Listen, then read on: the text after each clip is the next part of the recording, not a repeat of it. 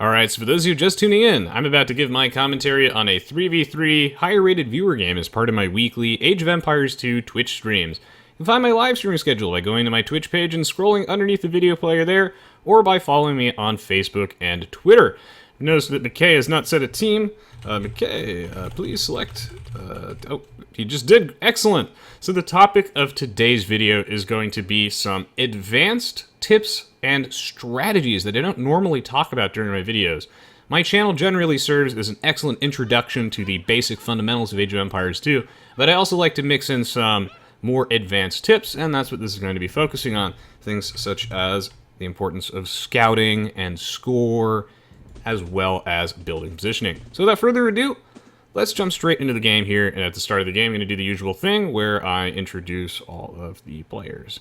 For those of you who are new to Age of Empires 2, I've said this before, but feel free to check out my Night Rush tutorial. It goes over everything you need to know to get started, as well as just check out the other stuff on my YouTube channel. One of the best ways to support my channel, of course, is to actually watch and support the content that I do for games beyond just Aoe2. So thanks in advance. Always a pleasure to have you all.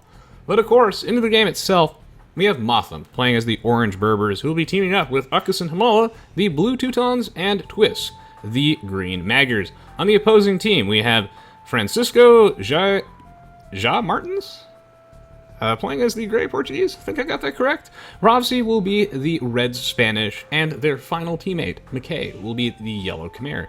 Interesting set of civilizations here, quite a few that I don't normally see, and I'm curious to see how Francisco plays the Portuguese. Is he on the flank, or is he not? That is the question. It appears as though he is on the flank.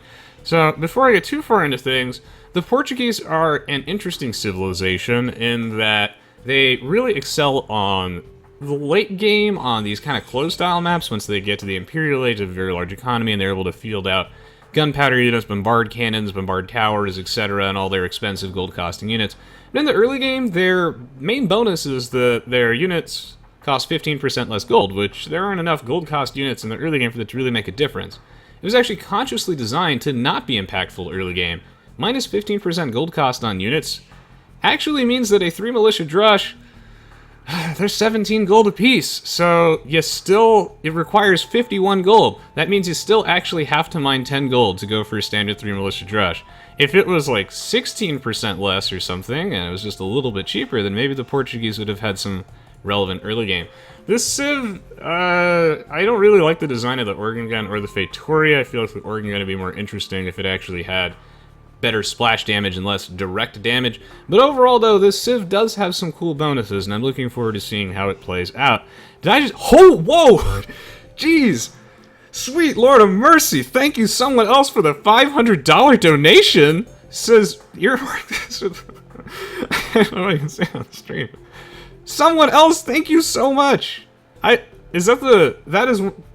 tied for the largest donation I've ever had on stream. Seriously, dude, someone else. Thank you, man. That is tremendously helpful of you. Wow. Like, I got some of my luggage stolen at TwitchCon, so I ended up losing a lot of money on birthday presents that I bought for my friends, some really rare, like, Pokemon collector's art.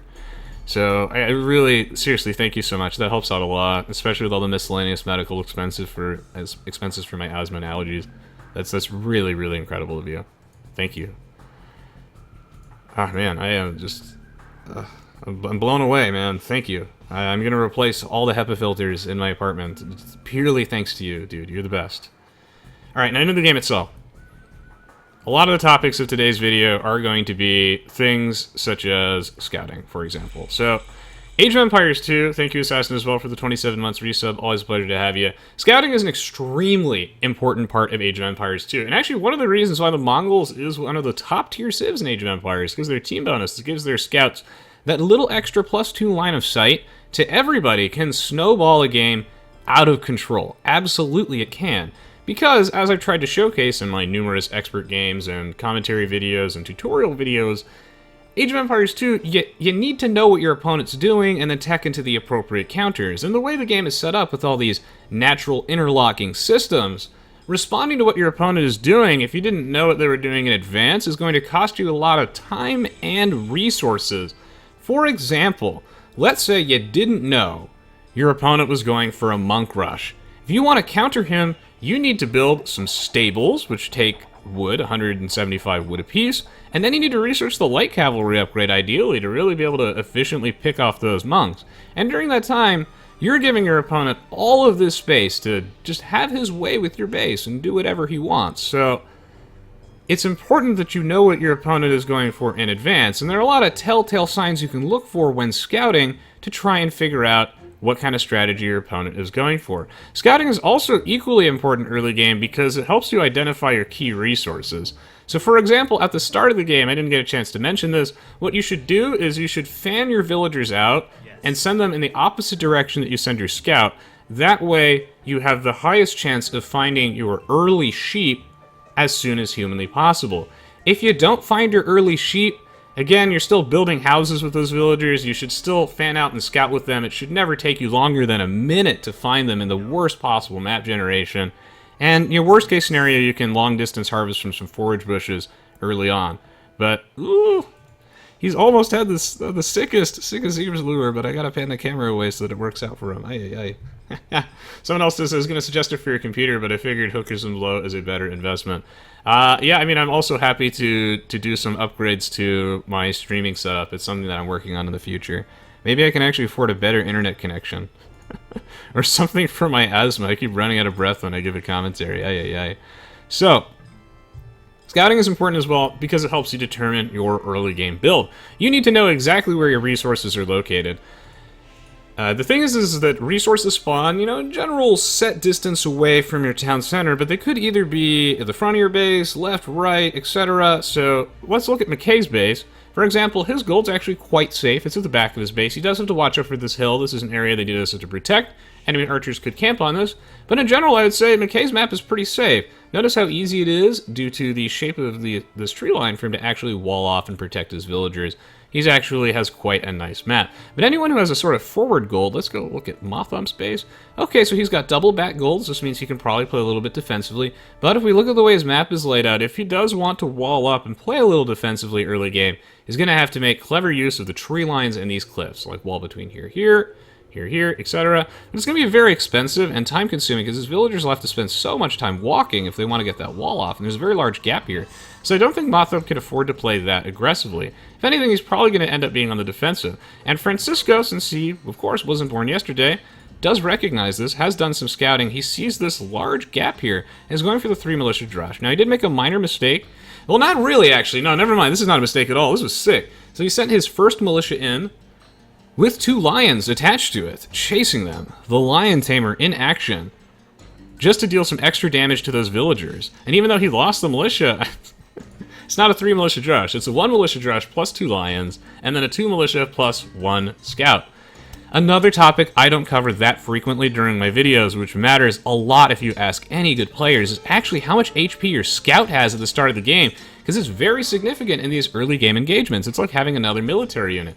The 3 militia Drush is an interesting part of Aoe2 because as a unit it's fairly weak, right? Like, it doesn't actually beat villagers with loom in one-on-one combat because the loom provides so much armor. However, it's not about killing villagers, it's about forcing idle time and getting Mothump to stop doing whatever he's doing and actually fight these militia back. That does a lot of economic damage that's difficult to quantify, but the more you play the game, the more valuable you realize these early game pressure builds can be. You also force your opponents to build their buildings awkwardly, and maybe you force them to build an extra house they didn't want to. And look at all this idle time, it's quite nice. Now, the HP on your scout matters even more if you can keep it alive into the feudal age, which Mothump, with an excellent box in here, will be able to pin that scout to those trees. No escape for him, gonna die. Because once you get to the feudal age, your scout gets an additional +2 attack, making it even more valuable for early game rushes. So that's really cool because you can actually use your scout to, like, steal the enemy boar, but if you do that, then your own scout's going to have a lot less HP, which does swing those early game rushes. It is still generally a worthwhile trade-off, though. Let me see if I missed any quick messages in the chat here. It looks like I did not. Welcome to the stream, the Sir Rolf. Good to see you, my friend. Good to see you. So, Aksanamala going for a tower rush as the Teutons with the... I believe they get the free murder holes in the towers, which is actually quite sick. Now, a little debatable whether or not that was mismicro by Aksanamala. He's forcing a lot of idle time here, but ideally he wanted to engage with his villagers, and the villagers using them in these early game fights they're balanced very, very meticulously well so that they can take on these Feudal Age to Dark Age units as a way to kind of discourage these degenerate-style openings, but they're your resource gatherers, right? So every time they spend building this watchtower, they're not mining any stone at all, and whenever they're fighting in a battle, you might win that battle, but did you win the war? Did you end up losing more resources in the long run pulling off all those villagers? That's the question. Now, Aksanamala going to get his tower up first, and notably, I think he has the elevation advantage over this tower. It's very difficult for me to tell because they're both at the corner, but regardless, getting up the tower first, he gets to force a lot of idle time, damage these villagers, and now this is one of the ways that you want to discourage your opponent from actually continuing their tower rush. Ooh, some pretty good control here. It will be able to pick off that scout and that the villager quite nicely. So one of the ways to prevent your opponent from building additional towers is by putting your own defensive towers down, and you sort of create this zone of denial. Anything within this 8 range radius villagers will just not be able to build towers there. And even though towers have fairly high pierce armor, what you do is you just put a bunch of villagers inside them, and then you're firing all these arrows at once. Now, the difference here is that Aksanamala coming on top of this exchange, because he actually has 5 villagers inside his watchtower, Ravsi only has 4. Ravsi attempting to cheat by doing a little bit of repairing action, and now another interesting dynamic is coming in Age of Empires right now, a little bit of scout rushing going on over the bottom, in that villagers have a colossal attack bonus versus watchtowers and buildings in general. So one of the ways you can force the towers to go down is to actually pull your villagers off the line. This is a high-risk, high-reward play from Ravsi. Will it pay off? That is the question. Will it pay off? Because we can see that Blue trying to repair his buildings, and repairing is also something that new players don't recommend you worry too much about, but it does really make all the difference in high-level play, particularly when it comes to repairing siege weapons. Hopefully I get to see a good example of that in the Castle Age, as well as ships to a degree. Great little snipe there by Blue.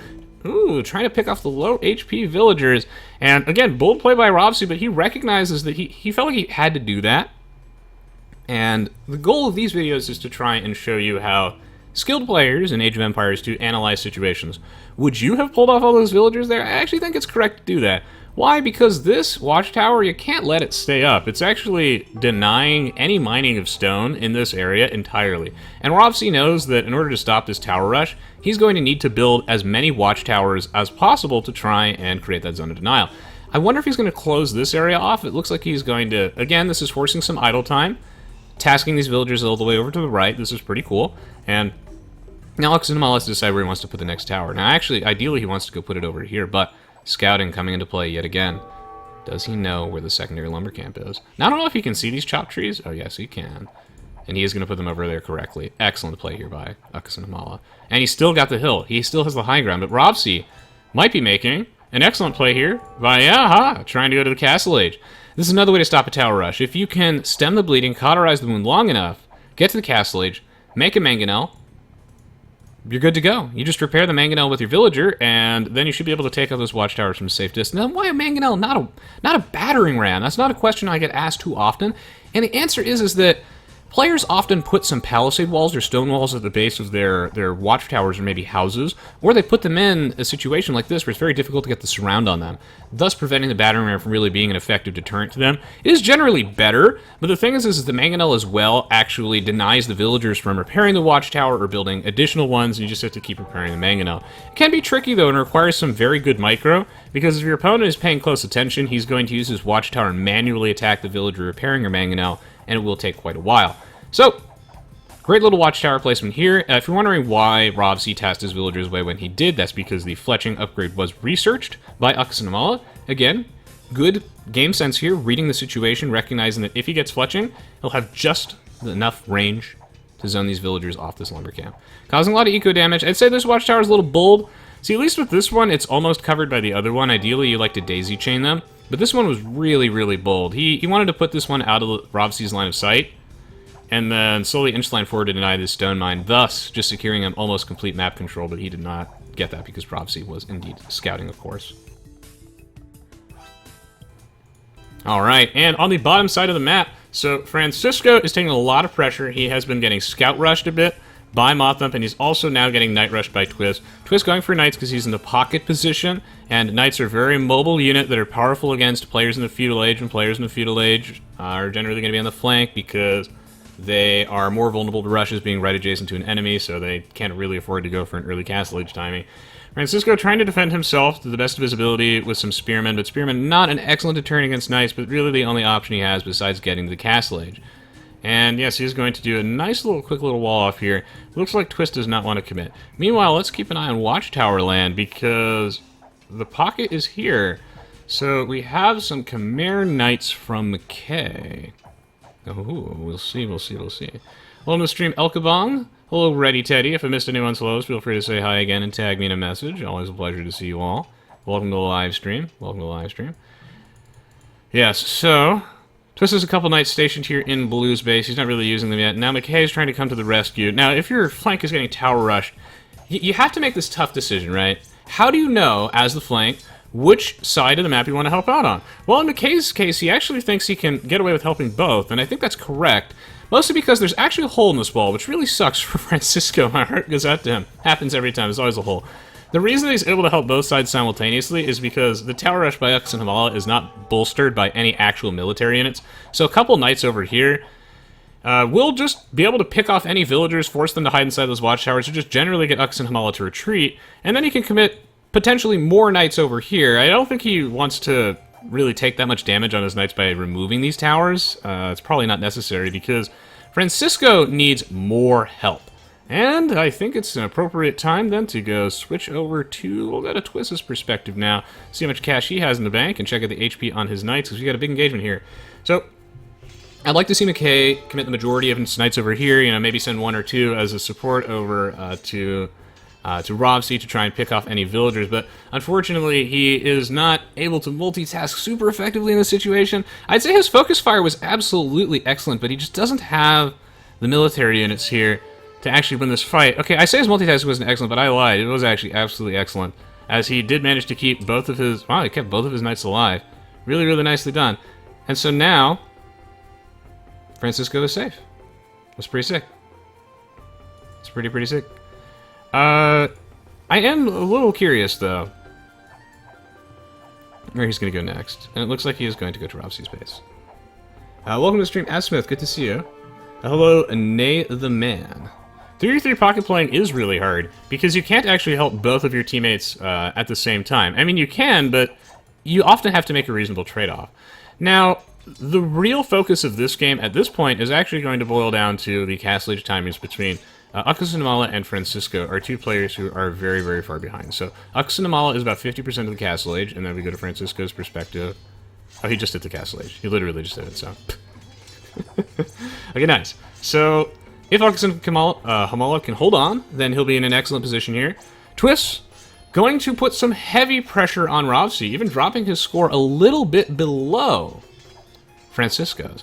I didn't talk too much about score during this game. I actually primarily talked about scouting and how to defend against the tower rush. I'll talk about score in a future video. Maybe that'll be the one that I do next. Because score tells you a lot of information about what kind of build your opponent is going for. Like, for example, whenever you see their score drop significantly, either they accidentally deleted their town center, which it happens, but that probably wasn't the case. Normally that means they're advancing to the next age, so it's something that you want to keep your eye on. But in a future video, I'll focus more on the score aspect of Age of Empires 2, and in this one, talk a lot bit about scouting, as well as just how to counter these various strategies and know where to position your units. So, Rovsy, I like this play. When you are in a position where you just need to hold on and defend against pressure from two players at once, because right now he's getting pressured by both Twist and Ux and Hamala's towers. This also creates a nice little 8+1 range zone of denial. Very, very nice. The castle forces the game to kind of go to the Imperial Age before you're really in any threat of dying. So I love this decision by Rovsy, and he had the stone to do it, and he has the Spanish building speed to do it as well. And of course, the Spanish have an excellent unique unit, the Conquistador, which he can use to leverage that castle that he created. Oh my god, he's making petards instead. Just kidding. Here comes the Lion Gank as well. He wants to remove these towers with petards, you madman. I don't know if that's going to work, considering that there are knights floating around outside the edge of this base, but I don't know if I've ever really seen this in Age of Empires 2. He's fully loaded. He's getting ready to res boom down these towers. Will that work? I don't know. In the meantime, Francisco, he's all walled up finally. He's fueled up and ready to go. He's got a nice... Oh, not completely full wall. So these scouts are going to get in here. But with a well-timed garrison by Francisco, let's see how good his reaction time is. He should see these orange units closing in. However, Motham put the camouflage. Orange on the minimap. Francisco not reacting in time. He will react now, though, hopefully by dragging a box around his villagers, garrisoning them in, and then should be able to pick off these scouts. Now, ooh, he goes for the low HP one. Ah, but he did not select the other low HP one. Really, really difficult micro to actually do effectively, but he almost did it. So meanwhile, McKay, the demolition crew, is here to clean up these towers. Like I just mentioned earlier, another little advanced tip is stonewalling around the base of your towers, making this tower rush as obnoxious as humanly possible. That way, McKay can't clean it out with knights. This tower is here to stay. Now, this tower is not honestly that important, and Augustin Havala is trying to get his villagers out of here by ungarrisoning them out of the corner, but you just can't do it. Honestly, I don't think this tower was worth it because he's going to lose 2 villagers in exchange for it, and it's just great to see McKay actually helping his flank out. Here comes the demo crew. Termico asks, what's the bonus of petards versus buildings? John Apple's here, he'd be able to tell you the exact number, but I don't know exactly how much the attack damage is. However, it's pretty good. This unit's really slow, and it doesn't have very good pierce armor, but these are just watchtowers, and yeah, okay, so it's, you know, it's at least plus 500. Oh my god. Takes 2 petards to knock down a wall. It also takes 2 petards to knock down a, wow, watchtower. What a great counter to this tower rush with some knight defense just to escort these petards. Oh, this is actually brilliant, and I really never see this. But the thing with the petard, though, is the blast radius is so small compared to the saboteur unit in the scenario editor and in the campaigns, and that for some reason, if you don't position your petards correctly, see, this one took 3 because he had to use 1 to blow up this palisade wall. Like, if he detonated it, like, right here, I think he may have been able to save a petard. But this is pretty sick, especially since petards cost 15 less food in the expansions on Steam than they did before, so I think it's 65 now instead of 80. That's a reasonably unique deterrent to a tower rush. This is just such a cool handling of it. It's a combination of the knight support from McKay. Notice how he allocated, you know, roughly the perfect amount of knights to help out on the left, as well as clear out these towers on the right. Force a lot of villagers to go down. Conquistador support coming out as well. And now, Augustin Havala transitioning to knights of his own, just trying to put on as much pressure on Rovsi as possible. He's a little bit behind Rovsi. Score is an excellent indicator of how powerful a player is, and that should help us determine which players are going to get to the Imperial Age first, for example. So we look at McKay and we look at Twist, and they have very, very high scores. So we assume their economy is gigantic, and they're probably going to be some of the first players to him. In fact, let's go verify that right about now. So Twist at 90 population, and then McKay should be at about 100. Yeah, so that's why their score is so high. Now, this battle is going to come down to careful control of the hill, because these players have relatively the same army size, but McKay, 2 of his knights did aggro in a little bit in advance. How are we doing on upgrades? Always have to be clicking on your opponent's units to compare upgrades. So the additional 1 damage on these knights for Twist, I don't know if that'll be significant, but McKay, another advanced tip. This I rarely see players do either, but it definitely matters. Make a monk to heal up your army of knights. Honestly, the knights are so expensive, and it's very rare that the monk is actually relevant for healing in Age of Empires 2, but in the Castle Age, when every single penny is precious and every knight is very precious, it is actually worthwhile sometimes to build a monk to heal up an army of injured knights. If you think about it, right, it's 100 gold, and then the knight costs way more than 100 total resources, so if you can heal up well over 100 HP, a couple hundred HP, it's worth it to make that one monk, provided you already had that monastery. If you didn't, then it might not be generally worthwhile. But the monk also has its own uses too, as just as a deterrent to enemy knights in an engagement. It can threaten a conversion of 1. It's a momentum swing of your opponent loses 1 knight, you gain 1. That's really, really nice. And the healing factor is quite significant as well, although generally monk healing is not commonly used in competitive, but it can help. Cuban Dude, 13 months, thank you so much. And I just realized I missed a donation from JRU for $25. He says, can't usually catch the stream, but I love the YouTube comment, keep up the good work. Thank you so much, JRU, for the support, and Nightshade for the subscription as well. Thank you so much, guys. Really, really appreciate it. You're all awesome. So Francisco, transitioning into the crossbowmen. The Portuguese are versatile, that's for sure. They're slow, but versatile. Kind of like me, I guess. Look at this army. Interesting, interesting. Francisco's going for this because once he gets a critical mass of these crossbows, he will be able to deal with the knights fairly effectively, and he doesn't think the Twist has enough knights here to really be that concerned with it. And he does have double defensive monasteries. Yeah, you can tell he's been using them to defend himself. So there's really good defensive play here by Francisco. And he wants to try and apply some pressure with these crossmen, recognizing that he probably doesn't want to heavily commit to knights too hard when you're adjacent to the Berbers, a civ with excellent camels. The camel archer unit. Ooh, this will get owned by the crossbowmen, so I do like to see the crossbowmen coming out from gray. That's nice. And now Twist on the retreat. Romsey as well with some very nice defensive play. He put this castle here as well to protect his main gold mine. Again, this is when scouting and knowing your map really, really matters. Castle, very well placed. This town center over here that was denied earlier, I didn't have a chance to comment on it. It was a little bold with its placement, to say the least. This is very far away from his sphere of influence. But he built it here because he knows he needs to secure both of these gold mines, and it's just for map control. But he didn't have the military ends for that, and he's going to need some assistance from McKay if he wants to secure that. McKay putting down all these stables. What's he going to do? It looks like Ballista Elephants and Scorpions. This is already shaping up to be an epic, epic game. And while, yeah, so McKay's knights, he's just trying to raid Twist and prevent Twist from going to Imp. Because McKay, again, we're reaching that. Usually when people hit about 5k score in Arabia is when we expect them to start going up to Imp. So I am talking a little bit about score in this game, but I'll revisit it in a future video. He'll be able to go to Imp real soon. Let's go to the Twistmobile. Twist is already on the way to Imp. So McKay coming in here to try and do some eco damage to deny that, but he will not be able to deny it in time. Twist will be our first player to the Imperial Age, and McKay in hot pursuit behind him. McKay says after this, Resonance 22 versus Tim K 902 6v6 Pokemon battle. I mean, man, I'd love to battle you sometime, for sure, for sure. Just keep tuning into the live stream and supporting the Pokemon content and other content on YouTube. I appreciate it. I'm going to use this as a brief opportunity to grab some water while Orange retreats, and Green has some knights stationed out here. Looks like they're preparing for a siege on Francisco. Now, Francisco does not have a defensive castle, and due to the way his map is set up, yeah, he's got this stone outside of his base. Quite unfortunate.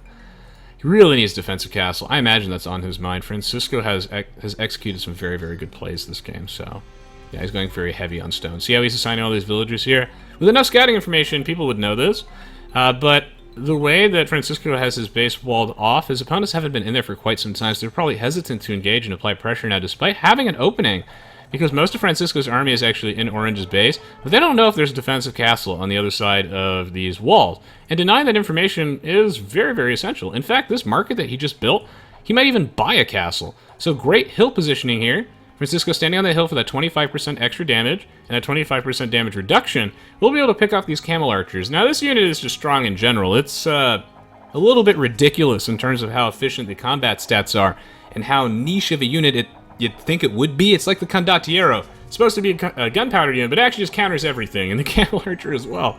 It's not quite Mangadai good, but it's absurdly close to that.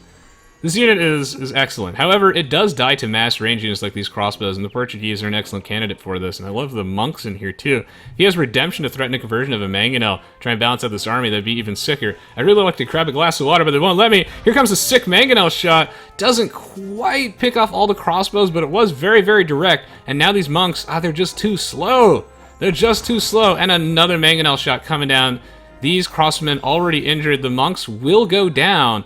Now, Francisco on the run, but he's going to try and get off as many villager kills as he can as possible while escaping. And his micro so far has been pretty excellent, but I can't tell if he has ballistics or not. Ooh, another good Mangonel shot. Just barely nicks him, but they get away. And Francisco, again, look at his resource count. He knows he needs a defensive castle pronto, especially now that he's in the Imperial Age. There are a couple things in his mind, and we know this based on his civ bonuses. He's looking for arquebus and a defensive castle to protect his eco. Will he be able to get it up in time? That is a question. Meanwhile, Yellow massing up a lot of siege. What's up with the mass light cav? That's pretty sick. He might just be doing this as a support unit because his army just is very heavy in the gold department. And also, the Scorpions, very, well, I mean, this army is very weak to things like onagers, right? So, and bombard cannons. So the mass light cavalry actually kind of makes sense. I like this army. This is very, very fascinating. Meanwhile, the siege is beginning. Motham deploying some trebuchets. Again, this is another reason why Francisco this entire time has had the castle on his mind, right? He wants to build that castle so he can get out some trebuchets. And he also wants, he has the university, I'm assuming, at chemistry for defensive bombard cannons. He also wants arquebus. This is how you defend against a siege. Whew. Keep running out of breath. I need to grab my inhaler.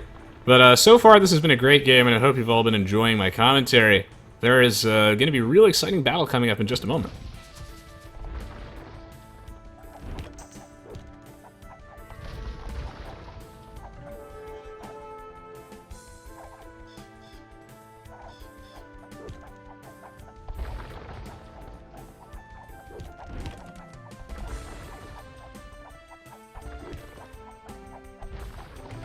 Oh, man.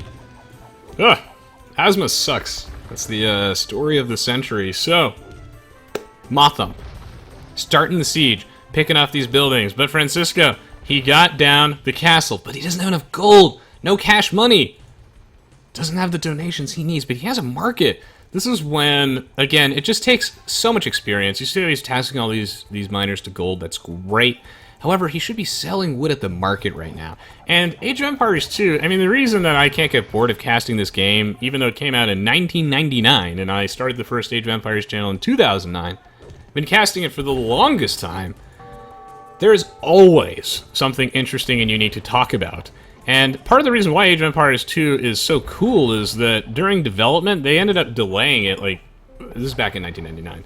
It was actually ready to release about a year earlier than they actually did, but Ensemble Studios brought in a lot of competitive Age of Empires 1 players to really try and get a pulse on the type of mechanics that would make the game more interesting for them and more in-depth, while still maintaining that casual, approachable nature of Age of Empires, where it's fun to play badly, but just really interesting to actually see it executed at a high level. What a great defense here by Francisco. And here comes the arquebus technology. See how I'm reading him like a book? I love this. Defensive bombard cannons. He's prioritizing the bombard cannons over the trebs, and that is correct, actually, in this situation, especially for the Portuguese, right? And here comes the light cavalry raid to pick off the trebuchet. Well played by McKay. We'll be able to just stop this siege right in his tracks. Perhaps that's another reason why he had the light cavalry in his army, just to weaken the siege. Sure, he's going to lose them all, but this means that he gave Francisco the space to turn this game around. Excellent play by McKay, but in the meantime, he's leaving himself vulnerable at home, and his army is slow and requires a lot of upgrades. How do you beat Ballista Elephants? Monks, monks, monks. Monks are the answer. Heavy camels work kind of well, halberdiers as well. Can kind of work okay, but really it's monks are the solution to anything that is remotely elephant related. Ask Tato, it's true. But in the meantime, you know what else is true? Robsey's in deep trouble. He might have more score than Francisco, but that might be short-lived. Because the Paladins are in here, and these are Magyars Paladins, so they get full upgrades. And Robsey, he has one defensive castle, and I love defensive castles for this reason, because they're so important. They allow you to actually take your army and apply pressure elsewhere, while simultaneously protecting yourself at home without investing any valuable population, because population is a resource. Is a resource, too, that matters a lot. But Robsey really has no economy to speak of here. Now, he is the Spanish, and he is in the Imperial Age. Does he have supremacy? He does, thank God. This is when supremacy is so sick, he's actually fighting back. I don't know if he should be. But I love the Spanish so much. They're one of my favorites. This is in Aoe2 because supremacy makes your villagers tremendously difficult to raid, but it requires a lot of micro, and his population rapidly decreasing. So what do you do if you're Robsey in this situation? Well, he is creating villagers at every TC, and he's massing up barracks to start pumping out halberdiers. But really what he should be doing is massing up TCs, and then asking Yellow for some assistance, because the thing is that McKay doesn't need to dedicate too much for Francisco to come out on top. Francisco is behind economically, we know this by looking at the score. However, he's probably fine. I think McKay just wants to turn this like overwhelmingly in Gray's favor. The bombard cannons are correct here because they're more mobile, they benefit from... I mean, no, they don't benefit from arquebus anymore, do they? JK, just kidding. Regardless, they're more mobile of a unit, and that's super important when you're dealing with mangonels as well as trebuchets, and when you're on the defensive. Trebuchets are better when you're on the offensive and your opponent's not really moving. But Francisco needs to move the battle line forward slowly moving his troops closer and closer to this castle, pick off these trebs. So Yellow, he's won that battle, but Robsey needs help badly. Red Spanish needs food badly. The Paladins are coming in, this one even moonwalking. It's odd that I don't see mass Paladins being utilized more often in my games. And McKay is going to resign. Yeah, they're actually just going to call GG now that Robsey is dead. So overall, a fairly good game. They didn't necessarily need to resign yet, but I totally respect that decision. I think that it would be a difficult game to come back from. If the Khmer had heavy camels, I think they'd be in a very good position. But this just mass-mounted army from the Teutons and the Magyars is quite difficult for the Khmer to deal with. They have halberdiers, but they're not great, and, well, This army, look at it, it's just skirms, it's light cav, it's all these heavy siege weapons, just gets owned by the Magyar Paladins. So McKay really felt like there wasn't too much that he could do to come out on top there. But he did successfully win that battle. I think Motham applied some excellent pressure, and McKay had a lot of tough decisions he had to make that game on what side he was actually going to help out. So, GG, well played. This is a very good game here, played by Twist, Motham, Ux, and Hamala, McKay, Francisco, Robsy, and Aoe2 HD. This should not be possible, but HD finds a way.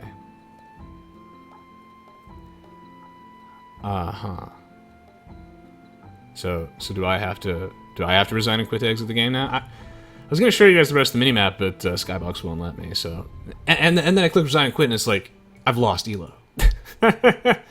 Kidding. What was stream man doing?